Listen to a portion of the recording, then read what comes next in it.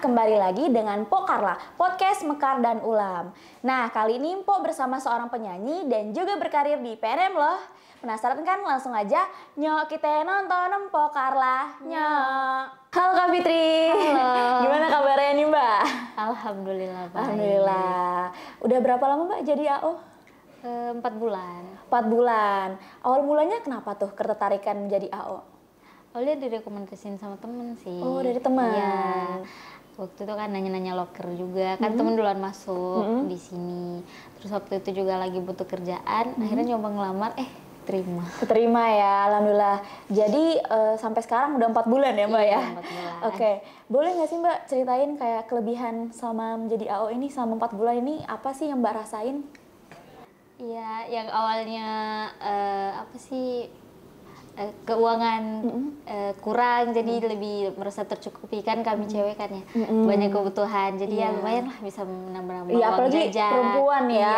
kayak pasti banyak kebutuhannya, Iya, mau beli baju, mau beli ini, jadi kayak Iya. ibaratnya udah mencukupi ya itu berarti Iya, semua. mencukupi. Oke, kalau untuk lingkungannya gimana itu Mbak selama ini? Lingkungannya ya lumayan menyesuaikan diri itu sama beradaptasi kan lingkungan baru ya. Lingkungan baru. Baru terus saya juga kan baru masuk di namanya bidang pembiayaan baru pertama kali. Jadi baru pertama kali. awalnya nyesuaiin diri tuh lumayan lama lah. Oh, untuk menyesuaikan diri gitu. Kira-kira untuk menyesuaikan itu Mbak harus apa ya? Apakah Mbak harus berbaur dengan mereka? Iya, berbaur sama teman-teman AO yang lain, terus sama kepala unit, terus SAO yang atasan-atasan gitu ya. Kalau misalnya, jadi selama ini menurut Mbak kayak, udah nyaman nih di sini gitu ya, jadi selama 4 bulan. Kira-kira kayak berpikir nggak sih kayaknya kedepannya bakal tetap terus jadi AO sejati gitu? Iya, semoga lah. Semoga ya. Oke, berarti keunikannya apa itu Mbak sama jadi AO? Pernah nggak sih mengalami hal-hal yang kayak nggak pernah terlupakan jadi AO gitu? Iya, ya cuman karena pulang malamnya itu sih kan. Pulang malam.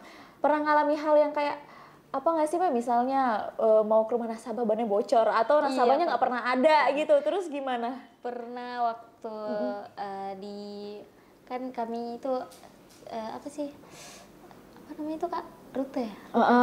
Sampai di Lamusang kan jauh dari sini kan. Jauh ya, itu perjalanannya itu pernah sampai bermalam. Sampai malam? Ya karena udah jam 10 kalau nggak salah. 10 malam ya Pak? Iya, takut turun kan kalau dari situ, dari sana ke sini kan jauh.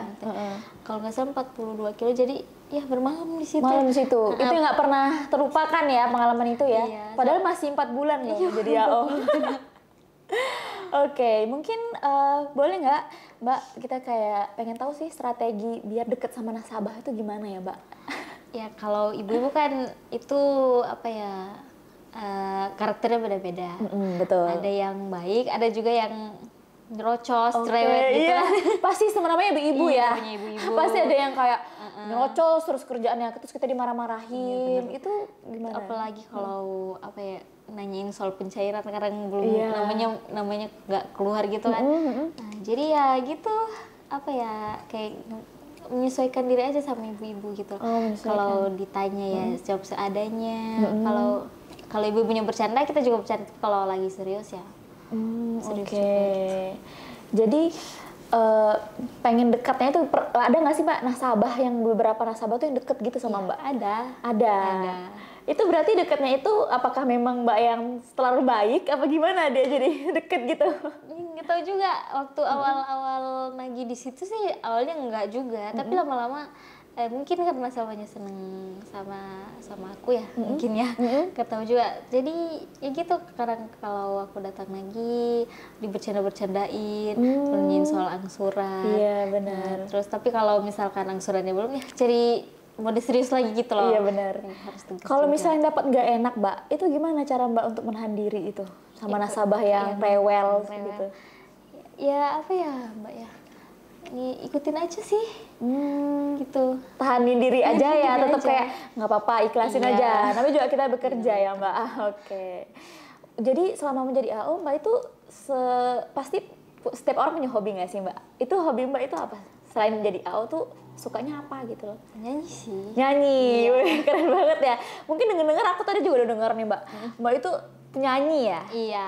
Boleh diceritakan kenapa Mbak itu awal mulanya Mbak terjun ke dunia penyanyi itu gimana? Ke dunia musik itu gimana?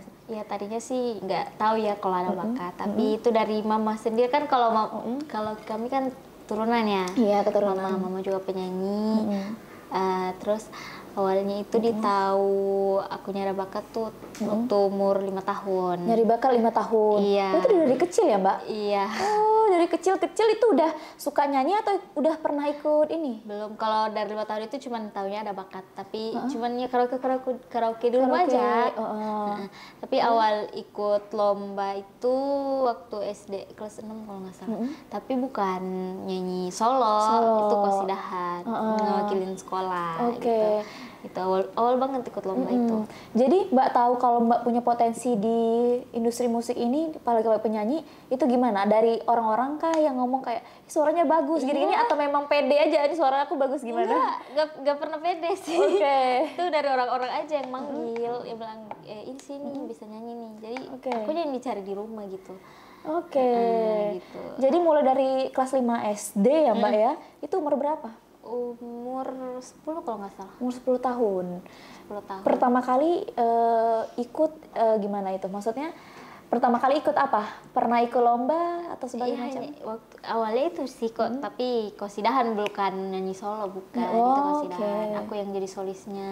Iya. Gitu. Sampai sekarang masih ikut sering lomba gitu? Iya, masih. Pernah juara? Iya. Itu juara berapa itu, Mbak? Kalau boleh tahu. Kalau yang sekarang ini kalau nyanyi solo tuh awal ikut lomba itu tahun 2018 waktu kelas 1 SMA itu, tapi lombanya lomba 17-an. Lomba 17-an. Itu pertama kali juara 2. Juara 2. Setelah itu? Terus tahun 2019-nya sama juga 17-an, itu yang pertamanya juara 1. Juara 1. Terus waktu di masih tahun yang sama juga ikut lomba di di Intan, kalau nggak salah, Intan Building Center kan, itu juara 3. Nah, terus naik lagi di ulang tahun kota. Ulang tahun kota bulan 10 tahun 2019, yang di situ juara 1. Terus kan pandemi vakum, nggak ada lagi lomba-lomba. Terus tahun 2022 kemarin yang terakhir yang waktu acaranya Porprov. Porprov apa sih Porprov tuh? Porda ya kalau nggak salah. Itu di Takawa di Pasar Wajo dia. Itu juara 1 itu. Wis, keren. Sesultra.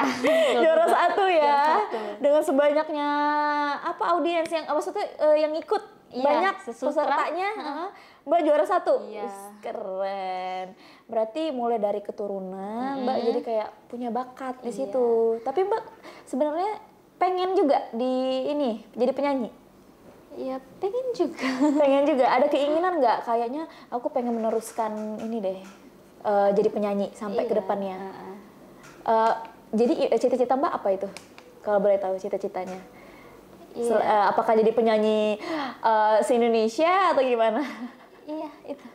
Ada kepikiran nggak mau ikut kontes yang gede-gede gitu, kayak Indonesian Idol gitu dan sebagainya? Iya, dulu sih ada, tapi sekarang karena udah sibuk ya. Iya, udah sibuk kerja jadi AO juga ya Mbak ya. Oke Mbak, mungkin tadi kita udah cerita tentang yang jadi penyanyi gini-gini. Boleh dong sedikit kasih contoh ke Empok dan kita semua sobat PKW yang di rumah. Mbak boleh coba nyanyi sedikit aja yang menurut Mbak kayak kayaknya suara aku nih bagus deh gitu. Kita boleh Mbak coba. Tuhan, masih pantaskah aku untuk bersamanya, karena hati ini inginkan dia. Tak segampang itu ku mencari penggantimu, tak segampang itu ku menemukan sosok seperti dirimu. Cinta, kau tahu betapa besar cinta yang ku tanamkan padamu. Mengapa kau memilih untuk berpisah?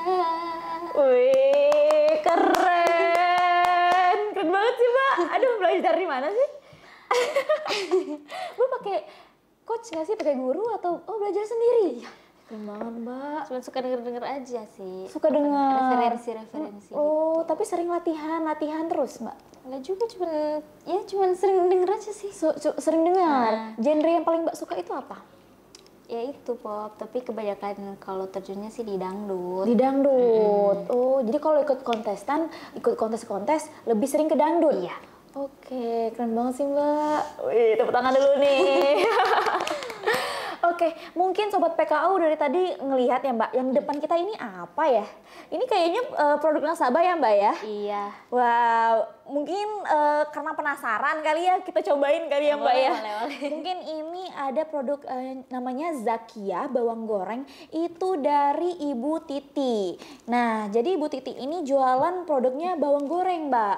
Oke, kita cobain kali Mbak ya, penasaran mungkin dari tadi nih kita aku juga kayak ini apa ya produknya? Ini packagingnya udah bagus ya Mbak ya. Kalau untuk nasabah aja tuh ini udah premium ya Mbak untuk ini ya. Aku cobain ya Mbak ya. Oh ini bawang goreng loh Mbak. Coba nih Mbak. Oke, bawang goreng. Cobain Mbak ya. Enak. Enak banget Mbak. Cobain lagi aku ya. Enak.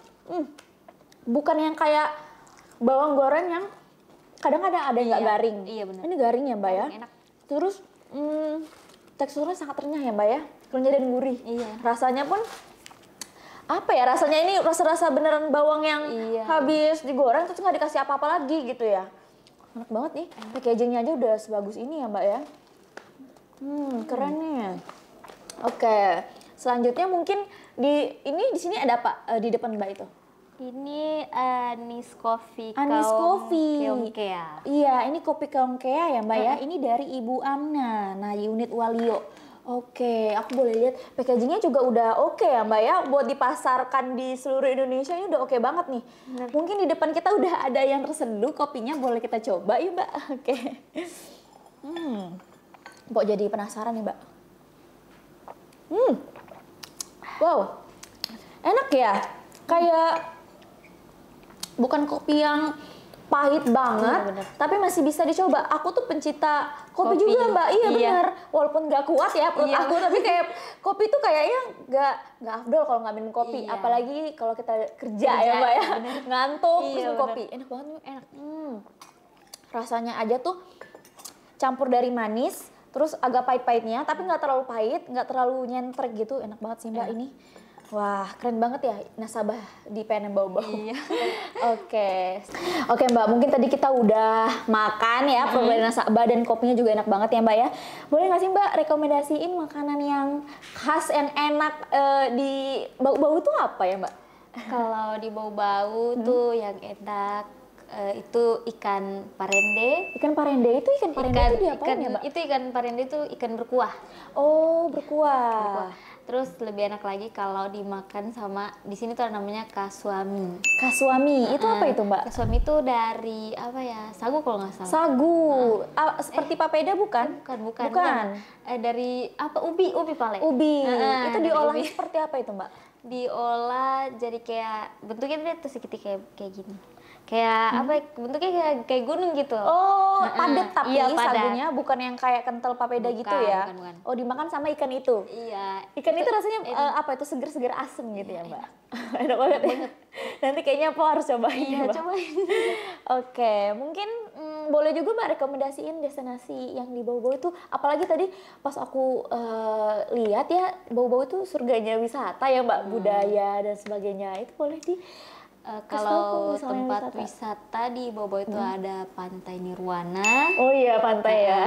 Terus ada juga kayak wisata Batu Sori. Terus ada permandian Kelapa Gading. Oke, banyak juga ya Mbak ya? Banyak.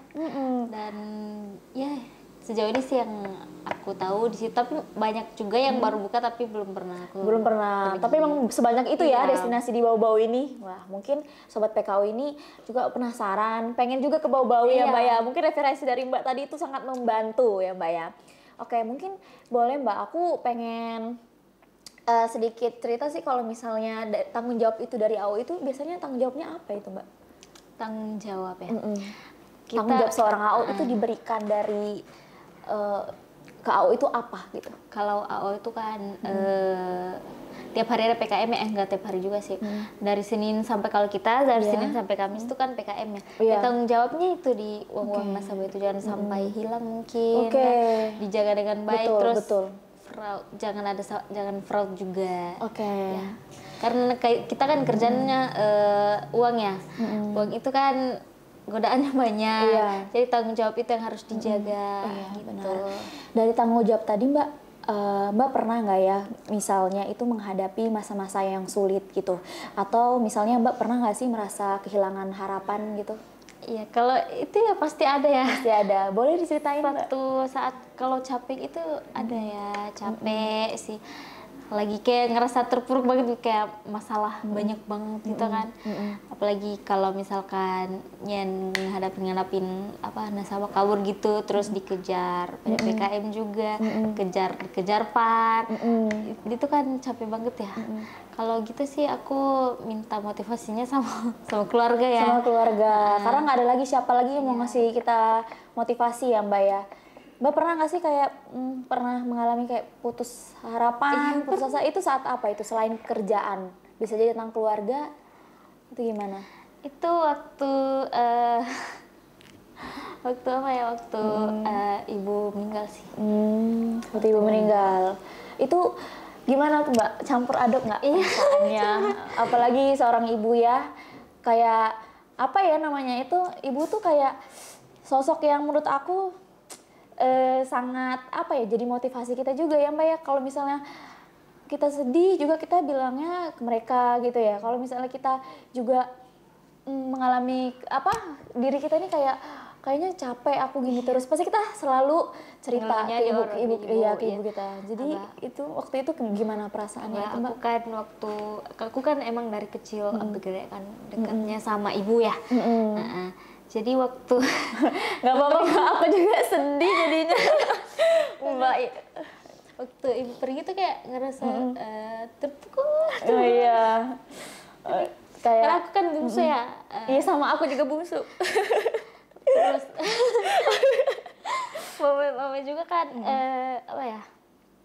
Sebenarnya mama itu yang halang langkahnya itu cuma aku doang kan. Sebenarnya ingatnya cuma sama aku aja, karena kakak kan kebanyakan laki-laki. Aku cewek. Kakak laki-laki semua ya.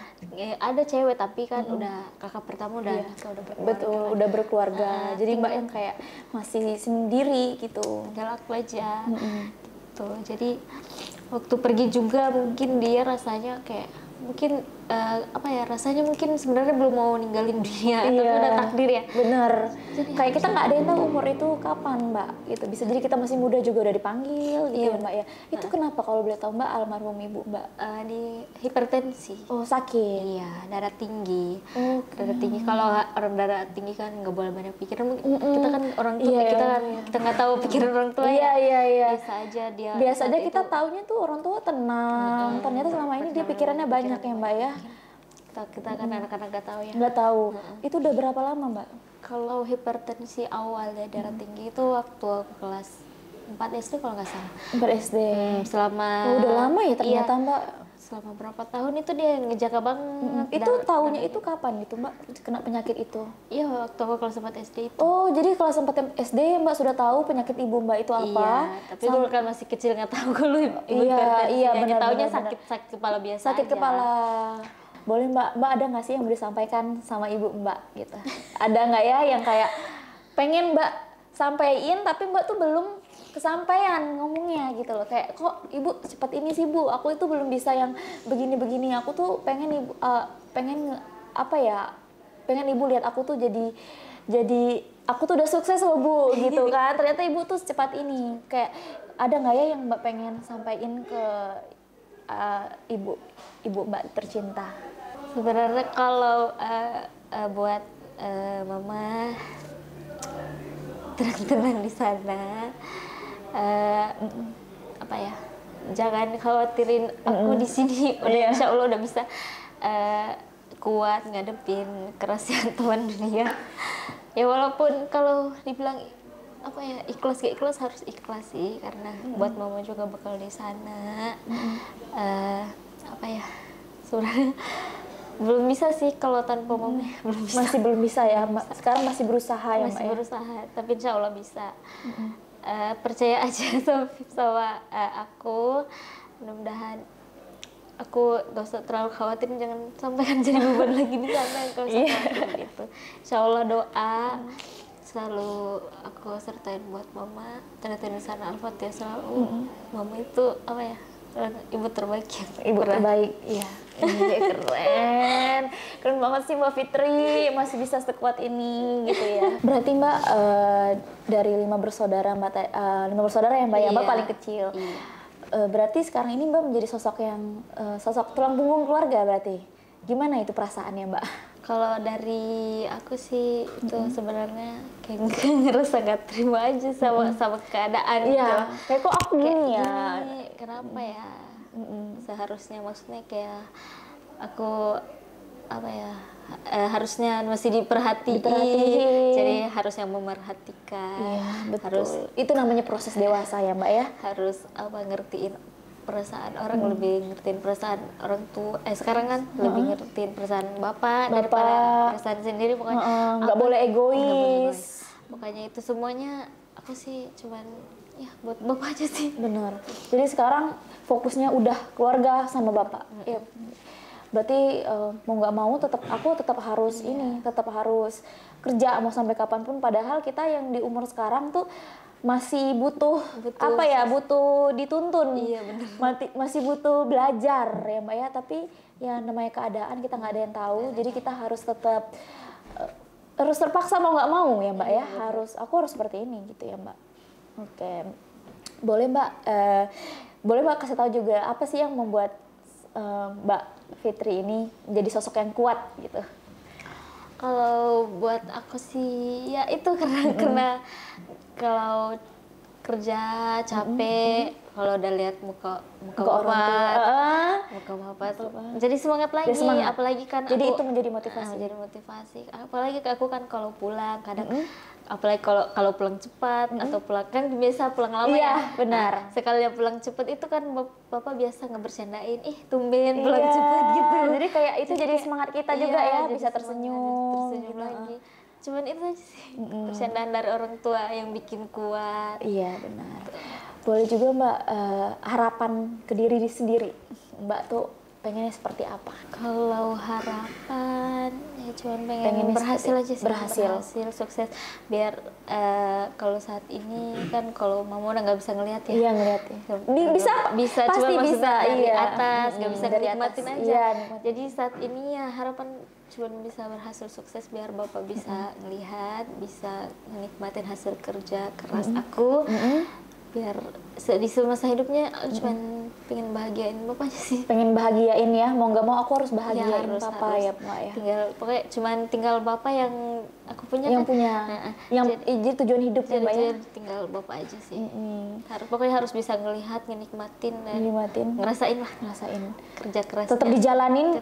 Enak nggak enak tetap jalanin ya Mbak ya. Harus insya Allah harus bertahan. Iya, boleh Mbak kasih motivasi juga ke AO seluruh Indonesia yang lain yang nonton saat ini juga, supaya ternyata tuh apa ya Mbak ya, jangan berhenti di sini. Iya benar. Gitu. Boleh dikasih motivasinya Mbak? Buat AO yang ada di seluruh Indonesia, semangat. Apa ya? Ya kalau kerja ya memang capek. Jalanin dulu sekuat-kuatnya, apapun yang terjadi lewatin dulu. Insya Allah usaha itu tidak ada yang mengkhianati hasil. Semangat. Keren banget nih motivasinya Mbak Fitri ya. Aku aja sampai kayak wah Mbak Fitri tuh orangnya penyayang banget ya, pemerhati juga, orangnya perhatian gitu. Oke Sobat PKU, tadi kita udah berbincang-bincang bersama Mbak Fitri, seorang penyanyi juga yang luar biasa kerennya ya. Oke, kembali lagi dengan podcast Pokarla, podcast Mekar dan Ulam. Nyok kita nonton Pokarla, nyok. Dadah.